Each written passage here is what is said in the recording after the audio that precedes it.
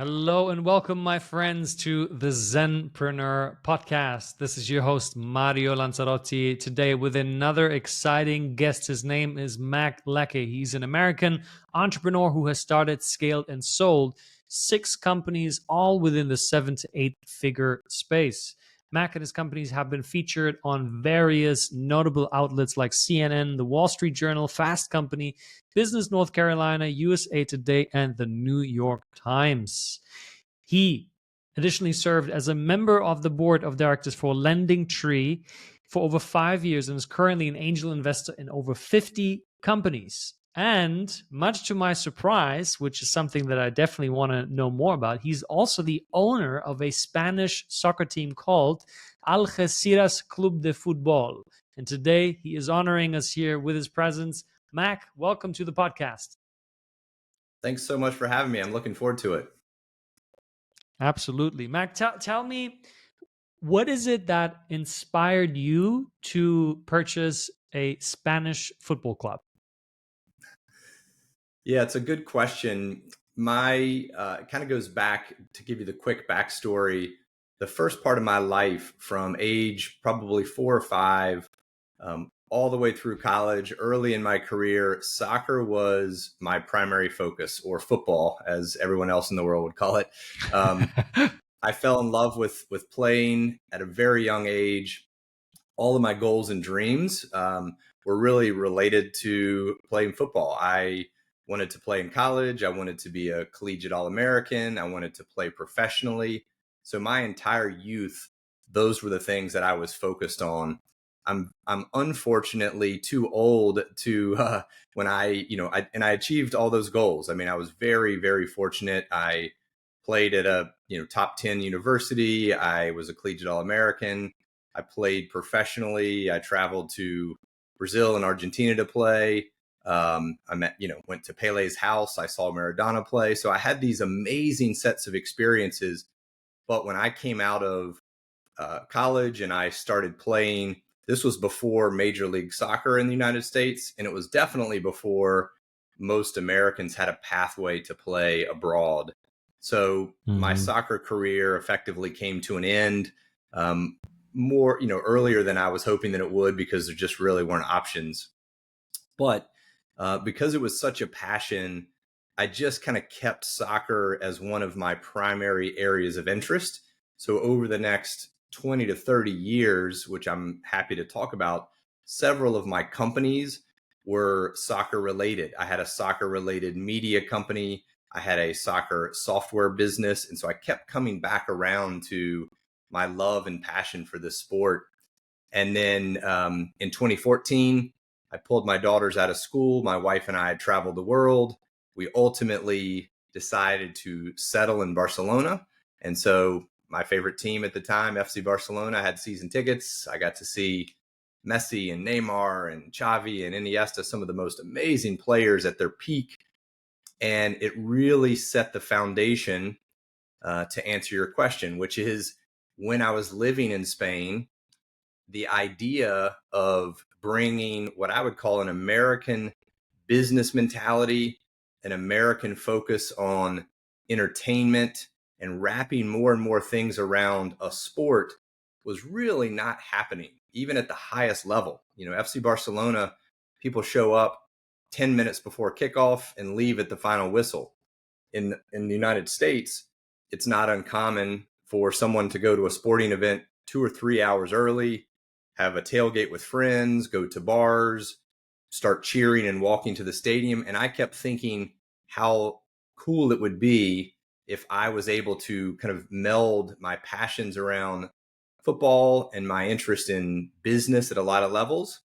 So that's where the journey started. I won't bore you with all the details, but I found an amazing club in southern Spain, 115-year-old club with amazing tradition and history and fans. And so we bought the club and have really, really had so far just such a cool experience bringing some of those things that I think are relatively early innovations to Spain, Southern Europe. But it's been a great journey so far. I find it intriguing what you said about bringing, essentially what I'm hearing here, you're bringing the American business ideology to older institutions, classical institutions, and revamping them with that spirit. And now we could apply this sort of the same logic to any kind of business. And I understand that you are a seasoned pro when it comes to getting businesses exit ready and setting them up to on that path. What would you say is it that you focus on in the culture of a company to help them become more attractive for the exit path? Yeah, really, really thoughtful question. So, my particular journey was really as an entrepreneur. I never thought of myself as someone who had a tremendous amount of business knowledge early on. I found areas that I was, passionate about, and I wanted to start companies to address a need that I, saw in the market myself. And so a lot of my early career was just trying to build businesses to solve problems. I feel like we were generally early on trends. I started my first internet company in the first quarter of 1995, right after Hmm. Netscape launched the commercial web browser. So we were at like day, one effectively of web 1.0. And that's been a very consistent theme in terms of seeing trends, seeing opportunities, and trying to be there early. So one of the things that we've done really consistently is when we see an opportunity, we take action. We've started companies, and a lot of what I talk about in terms of companies becoming exit ready is helping founders and entrepreneurs understand that the value they're creating is almost never about the financials. It's not revenue, it's not EBITDA, it's not profit margin. It's about the fact that they've innovated something, and there is a company somewhere in the world that values that thing that you've created, whether it's a brand or a product or a service or a unique customer base, whatever it is. It's really about finding someone who wants what you have created and is willing to pay a premium for it. So a lot of that concept I try to infuse into companies, including my own when I was starting them from the very beginning. What's this unique thing I can create, and who in the world cares about that? Which companies should be interested in it? Which companies should want to own it? And the more I have that mentality and I can get my teams understanding, I call it exit DNA. That's the name of my program these days, because I really want to infuse the idea of exiting into the DNA of a business, not because you have to sell, but because a business that is valuable and that someone wants to pay a premium for is just a better business. So to me, it's a really valuable lens to look at any company, whether you want to sell it or not. So that's kind of how I think about it at the very highest level. Hmm. Help me understand when you talk about this unique proposition that you're looking for. And I find it intriguing that you're saying it's really not just the revenue or the EBITDA, it's more than that. And what is it that you're seeing today, some of the trends that businesses can establish themselves as inside a unique value proposition? Well, I would say one of the biggest things that's happening today, and it's going to get faster and faster and more in the future, is large organizations struggle to innovate. The bigger a company gets, the typically the Right. fewer risk they take, the more challenging it is for them to do things that upset their current customer base. And so one of the advantages that many entrepreneurs have is if you can create something new or innovative or come up with a new approach to a historical market, a lot of times that innovation is easier for a company to acquire than to do it on their own. So I think Mm. just almost the very nature of early stage, high growth companies, startups, if you're doing innovative things and solving real problems, there is value being created. The only challenge is so many entrepreneurs don't know how to articulate that to prospective buyers. They don't know how to find prospective buyers, so it's really more about helping educate and create confidence and clarity for entrepreneurs that what they're doing is valuable to someone, and starting to create alignment around that. But almost by the very nature of a successful startup, the reason they have revenues and EBITDA, or they're generating profits, is often because of something powerful they've created, a product that's the best in the industry, a new service offering, a new way to address a market. And that, instead of the revenue, is the value. It's generating revenue because people want it. There's demand. And so I try to help entrepreneurs shift their thinking away from traditional financial metrics and say, what is it that's allowing us to grow our revenue? It's this really powerful thing we've created over here. And that's just kind of a mental shift that people need to make. I see what you're saying in terms of communicating the value as a big struggle for a lot of entrepreneurs. This is something that I Mhm. work on with my clients a lot. And I'm curious, if somebody has a unique value proposition, like it, they have it, they know it, but they just cannot quite articulate it, what would you advise them to do to get it across so that people can clearly understand the value? So one of the things that, we have an entire session that we do with entrepreneurs called Creating Your Irresistible Exit Story. And it's all about how do you Mm. articulate the value you've created. So that's something we work on. But maybe the way to think about it is, where most entrepreneurs get caught up is when they're talking to prospective buyers of their business, or even to large investors in some cases. They're really focused on their business. And to me, what's really interesting is, what is the value to a buyer? And if you have a small business that has innovation, it's not about your customers and your products. It's about, what would this product look like if it was acquired by a large Mhm. company that had all the resources and had distribution and had a sales team and already had 1 million customers.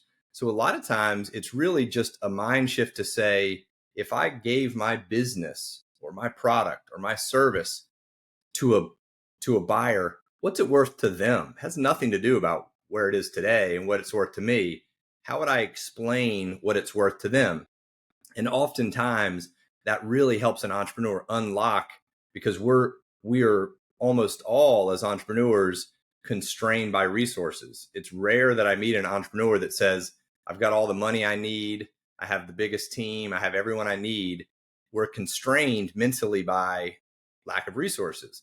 But prospective buyers don't have those problems. And so we have to remove those constraints and say, if you owned my company, imagine if only 10% of your customers bought my product, it would be worth tens of millions of dollars. And a lot of my exits were exactly that. I had early stage companies, technology innovations, but I sold them to NBC Sports, and I sold them to News Corp, and I sold them to large companies, where I was able to say, forget about where I am today. Imagine if some of your customers was using my product. And if you sold it through at a very small percentage, it's worth 10 times what you're going to pay me for it. So that's the key shift. And typically it helps people become a lot more articulate if you're thinking about, what's it worth to someone else. Hmm. That's a really good point that you're making, and so essentially, what I'm understanding here is that you're saying, when you're communicating the value of your business, don't think about yourself. Think about the person that you're selling to, and not just to the degree of what would they do with it, but like, think from their level of resources. I like that. It's like, Yeah. because I remember back in the days, I exited my first company in New York. We were selling custom shoes, and it was really challenging to sell the business. Really, really difficult, because what was missing for us at the time was the element of scalability without us. Like, the Mm-hmm. brand was very much tied to us, the founders, and that's what they pointed out. And the the investment to scale was not yet, they weren't happy with the concept, they weren't sure if it was scalable at all. And so eventually we were bought by a company who was already doing all custom. They were an all custom brand, and they just integrated our offer into their customer base. And for them, it worked out really well. But I love the thinking from the resource level of the person who potentially buys your business. I think that's pretty genius. Tell me, at what time should a founder think about exiting their business? Is there like a starting point? There's an ideal time to do that? So let me answer it two different ways. If someone comes to me and says, I want to exit my business and I want to maximize value. So if they've already made the decision that they want to sell and they're just thinking, what is the timeline and the process to make sure I'm maximizing value? My typical answer is, if you have 2 to 3 years, then all of the things that I teach entrepreneurs have a lot of time to compound into value. It's just like compounding interest in the stock market. We can do lots of little things now that are little changes. They don't take a lot of your time and energy. And over the course of maybe 2 years, they compound into so much value. If someone says, I want to sell my business in the next 12 months, of course they can do that. But then it becomes you now have to scramble to get everything ready, to do lots of things, to distract you from your core business, to hire the right people to come in and support this effort. And it's very rare that in a tight time frame, you can maximize value. So the way I would sort of answer it, first is, if you have 2 to 3 years and you want to exit, that's when I tell people joining a program like mine, Exit DNA, I can really help them, create dramatic value. The other thing I would say is, and it's really interesting that you made the point you did about your own business.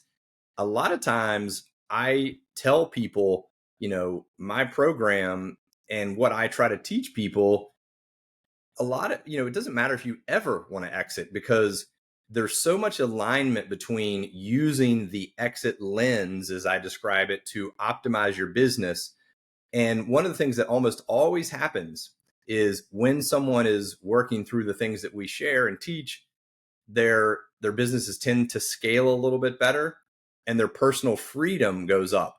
The reason is quite simply, there is a direct correlation between how much time and energy a founder is in a business and how connected they are to the day-to-day and exit value.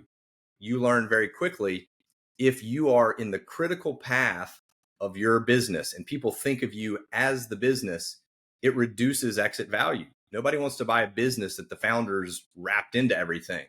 So as you create a business that is driving more and more exit potential and the exit option in the future, you're actually also increasing your personal freedom, because you're having to delegate more and pull yourself out of the day-to-day. So I tell you that simply because I recommend someone, as a matter of fact, we had someone join our program 2 weeks ago that hopes to exit in 10 years and they're still not even sure. And I said, everything we're going to share is going to help you decide if and when you exit. Maybe you choose not to, but you're still going to be building a better business. So there's kind of two answers, depending on if someone knows they want to exit or they want the option in the future. Both require time. And I think the earlier you start, the more value you create. Are there types of businesses that you would say are not really fit for exiting? I think there are businesses that are harder. They're harder to, like, for example, give you a few examples. A business that is a personal brand. If you think of Tony Robbins, the interesting thing is Tony Robbins actually sold Tony Robbins Enterprises for hundreds of millions of dollars. So even a personal brand can be sold, but of course it's very difficult. And even if you do sell it, it's almost impossible to extract the real founder who's the face of the business completely. They're going to have an ongoing role. They're going to have ongoing expectations. So businesses that are really founder led, founder branded, founder is the face, those without some work, which you can certainly do, tend to be more difficult, right? You have to put more effort into creating systems and processes and separating the founder from the brand. It's also traditionally a little bit harder for service companies or service companies with short duration contracts to create great exits. I work with a bunch of them, so we certainly can do it, but it's not quite as easy as a straight up brand or a straight up product. Those kind of businesses typically are very simple, whereas a service business that is, not long-term agreements, you have to convince buyers that the day the deal closes, clients aren't going to leave, the team's not going to leave. So they're a little bit more difficult. We have to put more things in place to ensure we can maximize value. So I can't think of an example of one that you can't sell, but certainly some are more difficult than others or require more effort to get them exit ready. Yeah. So it's interesting what you mentioned about Tony Robbins, because my brand is similar in the way that it's set up. I have now a new sort of brand that I created called Zenpreneurs, which I am focusing on detaching from as sort of the lead figure of the brand. What would you say to somebody like me that are some of the steps that I can follow to increase the value of the brand that I'm building without attaching it to myself, so that potentially one day I can decide, I'm going to sell a portion of this, or I'm going to sell the whole thing? So there are a lot of little things that you can do to evolve from a founder led, founder heavy, kind of tied together brand. Some things are literally as simple as starting to think and describe your business from a team perspective.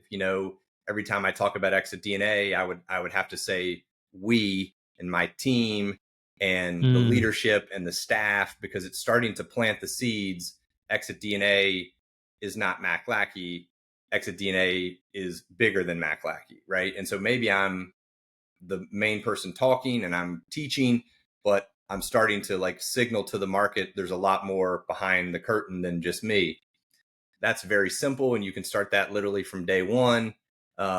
A big thing that I think is low-hanging fruit, but also really valuable, is investing kind of from the beginning in systems, processes, and documentation. So having SOPs in terms of, in your case, maybe you're doing podcasts and you have, how to do it cold. You just, naturally, show up and turn on the mic and do all the things. But having a playbook that's very well documented, that is the, Mario podcast process or the Zenpreneur podcast process from A to Z, every step, everything you need to do. The more those things are documented, the more confidence you can give a prospective buyer that even if Mario was leaving the business tomorrow or got hit by a beer truck, the business, someone else could pick up the playbook and proceed. So a lot of times it's simply doing things like that. And then over time, of course, letting other people sit beside you, lead sessions, be the podcast host, and you move slower and slower kind of to the background. And eventually people think of Zenpreneurs as, a business and a platform, and you are just one of the, maybe you're the co-founder or you're the founder, but you are just a content provider. You are not the business. And so those are kind of things over time I would be thinking about. I think that's very valuable, especially really starting out and documenting everything. Like I've documented a lot about my processes and have a lot of SOPs, and this podcast is fully automated. All I do is I get to speak to people like yourself, and I get to choose who I speak to, and the rest is completely delegated, and that Perfect. freed up a lot of my time. And now I'm moving into the process of creating training principles. Because Hmm. for me, I just like you said, I don't need to think about it. I go in and I show up and I deliver, and it's great because for me it's automatic. But if I wanted to teach the Mario Lanzarote philosophy on coaching to another coach, I would actually Hmm. have to think about, okay, so from day one. And I think this is critical for every entrepreneur to really look at, how can I replace myself? How can I build me as a 2.0 version? Do Hmm. you see AI? What do you see AI's role in this process? I think I agree 100% with what you just said. It's such a key point. And I think there are two big trends and opportunities that really help this endeavor. One is quite simply the use and proliferation of video. And so for me, I have to sometimes remember that the reason, if I'm doing a live interview or I'm doing a coaching session with an entrepreneur, my reaction to people's questions is because I have 30 years experience being in the trenches. And so I'm reading the person, and I'm doing these things just intuitively because I probably Yeah. made the mistake they're talking about a decade ago. And other coaches would never pick up on what is it that Mac read that had him change directions or ask a different question or move off the Mhm. playbook. So one of the things I've been doing and thinking about a lot more is using video, either recording things live or more and more doing kind of the post-mortem in video to say, when I was doing this coaching session, I did the following three things that are, important to understand. And I'll just use video as a way to describe what is it that I felt or saw or, that made me do something. So I'm teaching other people with video. So Yeah. that's a big one that I'm spending more time on myself. And I think it's really valuable for any entrepreneur to just use video as a smart way to, take things out of their head and put them to other people. And then AI, to your point, I don't think there's any question. These tools are going to get so good that AI based Mhm. chatbots are going to be able to answer probably 90% of the questions that I get if someone is interested in my program and wants to know how it works, and I might have to have a sales call with them. I think it's very likely AI is going to be able to do a lot of that in an automated way. I think you're going to be able to train these models to create content. Right now, I still have created 100% of the content in my program, but one of the agencies I've worked with has taken some of my content and asked to use it to create emails using AI. And I have to admit, I was pretty shocked. It sounded like I wrote it. I mean, just in my voice. And so I think the tools are becoming really powerful. Super long winded way to say yes. I absolutely think for content creators, for solopreneurs, or for, businesses to some degree like you and I have today, AI is going to be a really, really big component of that in the future. Yeah, yeah, I totally agree. I mean, just one tool, ChatGPT, has saved me so much time. It's incredible. I mean, I now create a month's worth of social media content through ChatGPT in one day, and Yeah. that was like before. It took me one full day to create the content for the week. And just imagine the SOPs. I Mhm. just blast in bullet points. I tell it, this is what I want you to do, da, da, da, da, da. Create a whole step-by-step SOP for my VA, write it in a way that somebody with a basic high school degree would understand, give specific relatable and relevant examples for everything that you're saying, and then boom. And I was like, holy cow, this Yeah. just writing that document, that would have been another main task for the day, and now it's done in 10 minutes. So It's amazing. I'm very much there with you. And as we are talking about time optimization and getting your business exit ready to have more freedom, I'm wondering, what are your thoughts on the well-known grind mentality that you hear in the entrepreneurial communities? It's a great question, even to the extent if you didn't know my story, which you probably don't know all the details, it is like a question I could have planted for you because it's so important and almost visceral for me. Give you a very, very quick backstory. So I mentioned my first company I started in 1995. By 2000, July of 2000, I had sold my second company. So started, built, and exited two companies, both 8-figure exits in my 20s. So in so many ways, I had an amazing start in life. However, I also was working, I don't even know how many hours a week because the whole thing was a blur. It was, 80 plus hours a week. I would fall asleep on the floor in my office. I was Wow. newly married. My wife sometimes would call the office and say, come home, and hang up the phone. So I was creating lots of, wealth, traditional kind of financial wealth by grinding beyond belief. I knew every coffee shop in my hometown that opened at 5:30 in the morning and 6 in the morning because I was standing in line waiting for my 4 shots of espresso. But something really interesting happened. I sold my business, my second company, in July of 2000. And in August of 2000, my first daughter was going to be born. And I had a lot of friends telling me, because I kept saying, I'm going to be a very involved dad. I can't wait to have dinner with my daughter every night and teach her to play Mhm. soccer and things that I had this romantic view. And I had several friends tell me, really smart, successful, good friends. They said, Mac, you're going to have to choose. You can't work the way you work and be an entrepreneur trying to do all these innovative things and be home for dinner. It's just those two worlds don't work. And so I made a Mm. decision about a week before my daughter was born. And I basically told her in utero, even though she didn't hear me, that I was going to be there for everything. I wasn't going to miss a thing.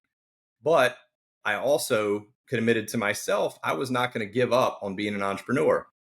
And so that was August of 2000.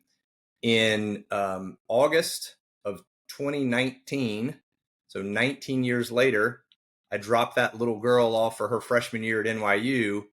And during that time, I scaled up, and exited 4 more companies. But I was home for dinner.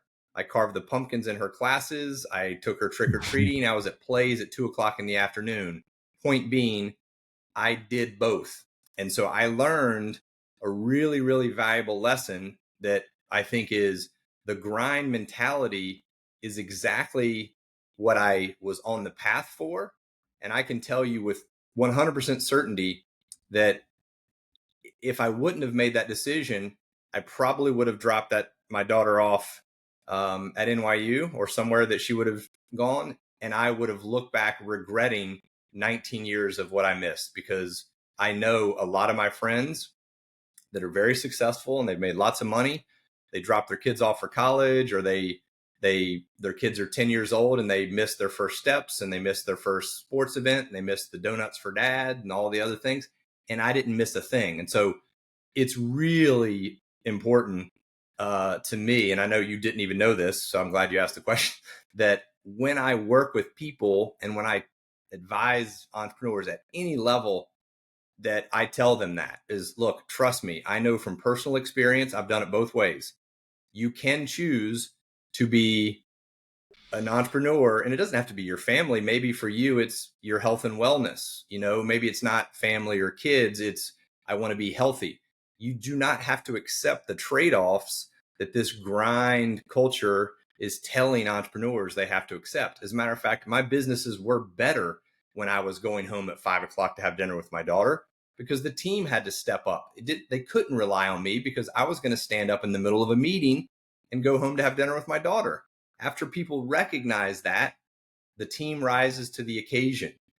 The importance of SOPs goes through the roof. Everybody has to assume Mac's not going to be there because they know Mac is going to go home to watch his daughter's dance. He's not going to be here in the middle of the day. And that is one of the smartest decisions I ever made.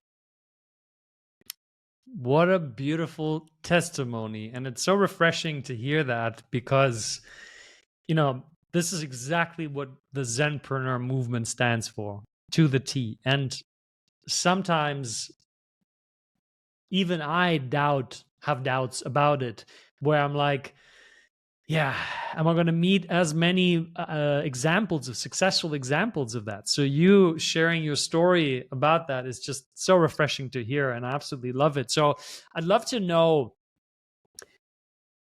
let's start mentally from a point of thinking. What would you say are some of the shifts that entrepreneurs have to go through to be able to say, you know what, I'm going to say goodbye to this grind mentality and I'm going to embrace, in our case, a more Zenpreneur sort of approach?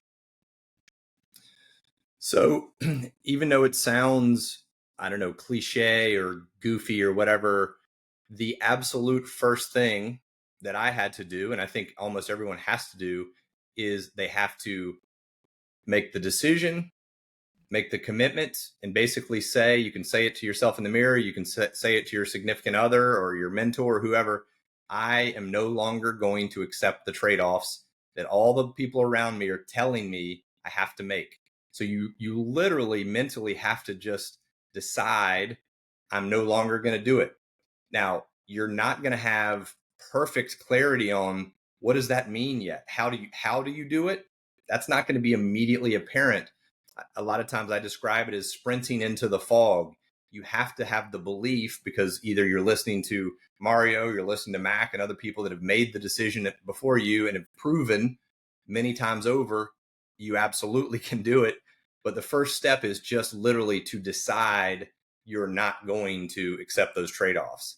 And after you do that, you'll start to look at things differently. My personal example, and I shared it lightly, was quite simply, I committed to my daughter I would be home at 5 o'clock to have dinner with her, because when she was a baby, even though she didn't know I was there as a baby, it was a commitment, and 5 o'clock was when she was eating. So it didn't matter what was happening in my life. I had to get up at 4:45 and physically walk out of a meeting or my office. And it was a commitment. So I started to do it. I honestly think the first like 2 or 3 days that I did it, people in my company thought I was joking. Like I was in the middle of the, conference room on the whiteboard, and I was like, all right, I got to take off. And I would put the white, the little dry erase pen down and walk out. And I think people expected me to walk right back in and be like, hi, I'm kidding. But what's amazing is after a few days or a week, they know that now you're not kidding, and they have to prepare and plan. So then all of a sudden it was like, hey, Mac's going to leave. Who's going to run the meeting when Mac walks out?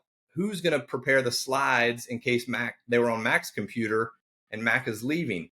So I basically forced my companies to rise to the occasion, become more skillful, more talent. It's good for your team. I mean, they're going to get chances they never had before, because if you're there, they're always going to defer to you. Let Mario talk. Let Mario run it. But if you leave, someone else has to step up. So those are the kind of things that I started to do just because of the commitment, not even knowing exactly how they were going to play out.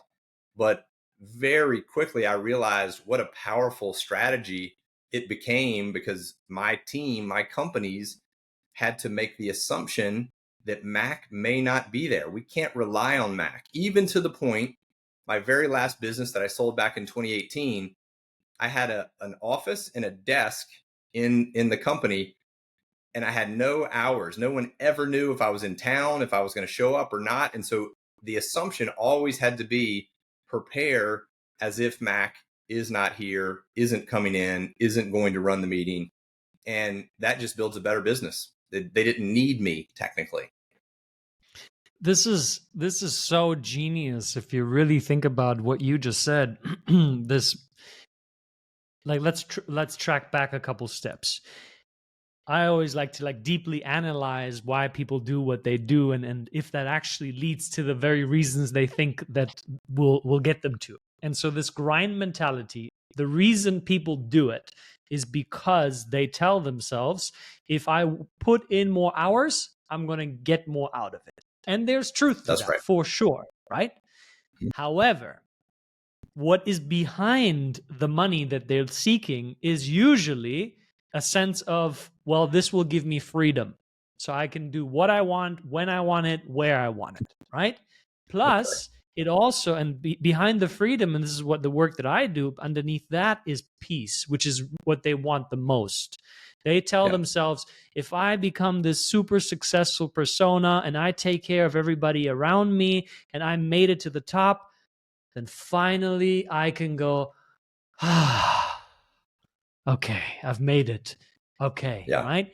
Now we look at the reality of most people that are in this grind. Most people will not get to this level of financial freedom because they're just working themselves into the ground and they cannot sustain it. So very few only make Right. it. And then even the ones that made it, also to take your example of what you shared, is they may have that financial freedom, but internally they are very far removed from having peace. They're plagued by stress, they're plagued by regret. They look at their children, like you said, and they're like, holy shit, my child is 10, and what happened to those 10 years? Where was I? And Hmm. so then we bring in your model and my model, and you're saying, actually, when you make a conscious, deliberate decision to say, no, I'm not around for that. I have strict boundaries. I'm not here. 4:30, I'm out. I'm having dinner with my daughter at 5. Now, what you're doing is you are empowering everybody around you so that they don't need you anymore. And I think it's important to talk about the whole sense of needing, because a lot of entrepreneurs are afraid that they become sort of like redundant, useless. And I think it's when we can work together without that neediness in it, we can then work together from a level of choosing. We're like, yeah, I don't need Mac, but I love working with Mac. Together, we're a great force of nature. We can make things happen, but I don't depend on him. Like, I can do this myself. And I think Exactly. this then leads back to what people really want: the financial freedom and the peace is what you're going to get with your approach. No, you articulated that very well, and I think I don't know why it's so counterintuitive. Um, Maybe because the grind mentality is so pervasive, and you hear about it and you see people doing it and you think that must be the path. And I know it's always frustrating when people talk about, the financial freedom or the wealth that um, that it really doesn't matter, or it doesn't have the impact that they thought. But it is also funny in my case, because I was so young and very fortunate in that, having an 8-figure exit, my first one in my 20s. I mean, I checked off a lot of the stuff that were like life dreams. Like, let me buy that Mhm. sports car I want. Let me buy that beach house I want. Let me buy the stuff I want. And then very quickly I was like, I kind of like a Jeep better, It's like, I don't really like going to the beach house. I kind of want to go somewhere else. And so you're like, what I really, for me personally, I really Mm. embrace is the fact that, yeah, I'm sitting in Barcelona, and as soon as we hang up, I'm going to go have lunch with my wife and walk my dog. And then, this weekend I'll go to the south of Spain where my team plays, and like, it's not because of wealth, it's because of freedom. I can work from anywhere. I Mm. can spend time with who I want, how I want, not because I have X amount of dollars in the bank, but I have set up my life and business that is the priority for me. So I think it's an important shift. And I love that you're doing it, you're preaching it as well, because I just don't think enough people truly believe it. And it is the reality. It is very doable. Yeah. Yeah. I think to your point, when you said, why is it still so counterintuitive? If we look at the nature of entrepreneurship, I compare it to high performance athletes, right? You are, in the world of two, so you'll understand. It's like what you have to energetically bring up to create a certain outcome compared to sort of the 9 to 5 pathway is sizably more. And so when you make that appear too easy, it's not as sexy. People go, oh well, I built 7-figure companies, 8-figure companies, sold them. They people ask you, and they want to hear that you tell them, man, I killed myself. Like I went through 5 divorces. Like I watched my 3 of my dogs die in front of me. I lost a leg, but I'm still killing it. I'm still going. And people go, wow, you brought tears to my eyes. Wow, what an Yeah. inspiring story. And I'm like, if you told them, you know what, actually, it wasn't that hard. I just followed a set of steps. I made sure that I was well rested. I made sure that my relationships are strong. And I've had a lot of patience. And, sometimes it doesn't work, sometimes it works, but you really learn from it. And it's really a fun journey. People go, oh, okay, that kind of sounds like quite easy. Like I could do that too. And so I think Yeah. it plays into that phenomena. But I don't want to go deeper into that. I have another question for you, which I'm also really curious to hear how you address that. How do you personally deal with moments of doubt, moments of fear? Do you have a set of tools that you revert to? Do you have a practice that helps you come back to your center? Yeah, it's a fair question. I think I guess there are a few things that I tend to do. One is I have been an entrepreneur for a long time, effectively 29 years kind of as an entrepreneur at this point. And so I've had so many highs and lows and been on the journey for so long, including a million mistakes. I mean, we talk about 6 exits Mm, and some of the things that are part of the highlight reel. We don't talk about, how close I was to, losing my house and, plenty of financial challenges. I mean, being an entrepreneur does have its moments where things get sure. challenging and tough. And having been on the journey a long time, I now believe that there is no better path. And I like the fact that I control my destiny, and meaning there might be a moment that things get tough. And what really goes through my mind is this is one of those periods in my life where I'm going to need to double down for a couple weeks. I'm going to need to lean into my business. I'm going to have to focus more. But because to me, I always kind of jokingly say I work 7 days a week and I play 7 days a week. Like Sunday and Mm, Tuesday are exactly the same for me. I have lunch with my wife. If my daughters are around, I spend time with them. I work. I do, I just design my life doing the things that are important to me, including work. But there are those moments where I say something's not clicking. I need to lean into that harder for a short period of time because I know that's going to give me some confidence and some clarity. And then the other two things I would say, you kind of hit the nail on the head, is if my life is in balance, um, those things tend to be a lot more smooth versus really jagged peaks of highs and lows. Like my life is much more consistent if I'm well rested, I'm spending time with people I like, if I'm talking to my mentors, I'm spending time with friends, I'm getting out, walking outside. Those things on the whole tend to make the spikes a lot less dramatic, which makes it very easy for me to be like, it's a bad day. Tomorrow will be great. Like it's just mm, really like minimal bounces. Um, so for me, that's a lot of it. And then the last thing I would say is community in terms of, I have my Exit DNA, community that I'm not only leading, but they're also people I respect. I have a lot of amazing entrepreneurs in it that I reach out to for perspective. And I have mentors and advisors that I rely on and say, hey, you know, I'm doubting myself. How should I process this? And that's been very important for me on my journey too, is having great advisors around me. mm. I think that's a very well-rounded approach to entrepreneurship and life. I'd love to also know from you, Mac, for someone that has already achieved so many different things in a variety of aspects of your life, what does the future look like for you? What's your big vision? I understand you own the football club, so what is it that makes you feel like, wow, like I'm so excited for the future?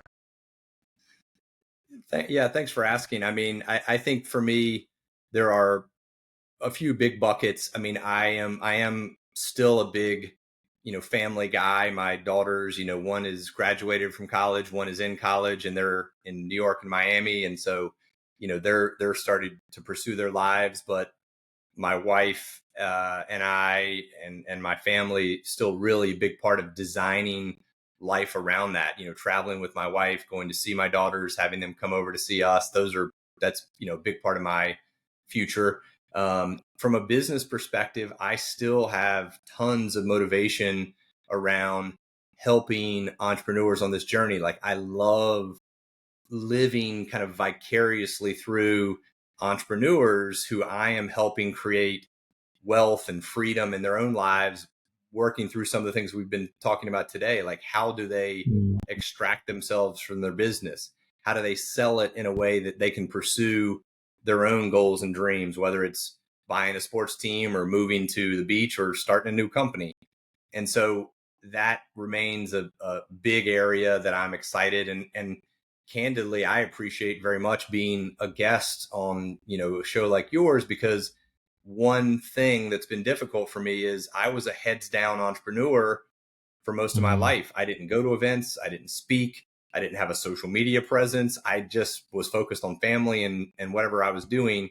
So a lot of people don't know who I am, and I can't help people if they can't find me. And so I Right. need to be better at letting the world know, hey, I'm here and I want to help you.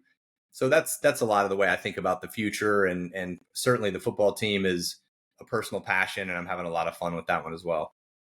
Is there what league is the football team in? So it's in Spanish third division, and so Third we division. we play kind of a mix of teams. It's interesting. We play um, Ibiza and Malaga, and some of the teams that used to be Champions League world class that have been relegated. Last weekend we played and beat Real Madrid's B team 3-0, so that was a big Wow. victory for us. Um, Amazing. so it's a really competitive league, and there is a lot at stake. Unlike the United States, where there's no promotion and relegation, for us, we can promote to Division Two, which comes with lots of opportunities and new challenges, or we can be relegated. So there's a lot at stake to running it well and performing well on and off the field. Yeah. Is it is that a specific goal that you have as a team to move up to the second league, Serie B? Yeah, I think it's for sure one of our goals in the next number of years. It's I think it's a goal, and I think it's realistic. Um, but we're really focused now on just running it. I would almost say more professionally, like running it like a business, tracking Mm. things. Really building a strong foundation. The team is doing very well. We're in sixth position right now, just one below the playoffs. And so we're already in a really good position, Mm. but we want to build a strong foundation and then hopefully push towards promotion and some of the other opportunities in front of us. Oh, that's exciting. I'm rooting for you. I hope to see you in the second league very soon. Thank you very Before much. we wrap up, one more question that I have for you that I ask every guest, and that is, if you could spend 1 hour of your time with any person, dead or alive, who would it be and why? Yeah, I think for me, I've been very fortunate to have mentors, advisors in all the areas of Mm. my life that I care about, morals, ethics, personal, family, business. But I'm still, like so many people, intrigued by the business genius slash madness that seems to exist for, Elon Musk or Steve Jobs. But I would probably say Elon Musk, even though he can be polarizing, like what he has been able to do is so remarkable in so many ways that I would love to hear how someone operates at his level. I don't agree with the way he's lived his life. We've just talked about a lot of that. But in terms of the way his mind processes opportunities and innovation, I would Mm. love to hear from him, because I would try to apply those things with a much more balanced life. That would be my kind of objective. Yeah, I like that. I would certainly love to sit in on that conversation. Mac, tell us what is the best way to connect with you, and maybe also speak a little bit into your exit program to see if there's somebody potentially listening right now who's like, man, I would love to get my business exit ready. Absolutely. So my program is called Exit DNA, and I have a website at exitdna.com. And so for any entrepreneur that wants to have the option to exit in the future, even if you don't know if you want to sell, that site is a good resource. I have an ebook, which is an incredibly inexpensive. I think it's currently selling for $17, which are kind of the 4 critical shifts you need to make as an entrepreneur to have the option to exit in the future. So I would recommend any entrepreneur that's even thinking in the future to go to the site, maybe check out the ebook and some of the resources we have there. And then ultimately, if you're an entrepreneur that knows you want to exit, you want to know that when you do, it's on kind of your terms, your time frame, and knowing that you'll maximize value, which so few entrepreneurs after they exit, which the odds are stacked against entrepreneurs to exit. Only 25% of companies trying to sell ever complete the exit. So there are very few people that look back and say, I crushed it. I didn't leave any money on the table. That's the type of entrepreneur that should reach out to us, and we can talk about how our program, which is very low cost, high ROI, could help them kind of change that dynamic. And so that's probably what I would say. Beautiful. I will be sure to add all of the links into the show notes. I highly recommend that you connect with Mac. He's shared a lot of value with us today, a lot of practical insights. He is a living testimony of the Zenpreneur path, that it's possible even at the 7, 8, and higher figure space. Mac, thank you so much for being an amazing guest on the Zenpreneur podcast, and I hope this won't be our last conversation. Thank you very much. I enjoyed it, Mario. Beautiful. And thank you, my dear listener, for making all of this possible. And I will see you on the next episode of the Zenpreneur podcast.